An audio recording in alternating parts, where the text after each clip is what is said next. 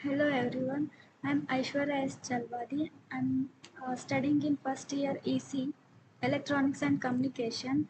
Startup company proposed name is CWES Production and product present name is gum and product proposed name is a natural gum and empathizing, mentioning some of the requirements and feeling about the product as said by the customers during the empathizing activity. And it is well known for its wide synthetic resin adhesive and the standard white glue and widely used for paper working and use and define based on the empathizing stage and considering the feelings and requirements of the customers.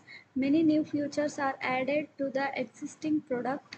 Existing product name is gum and futuristic product name is natural gum and ideates some of the additional features to be added as mentioned here. Base material, depending on the type of glue, this could be synthetic polymers added, etc. Mixing of a base material and adding additives and low odor. Prototype. In prototype stage, the real working model has to be manufactured, and due to time constraint, the mentor advised to draw a sketch. The sketch is given below. Testing. I request the viewers of this presentation video to comment your opinions to satisfy the testing stage.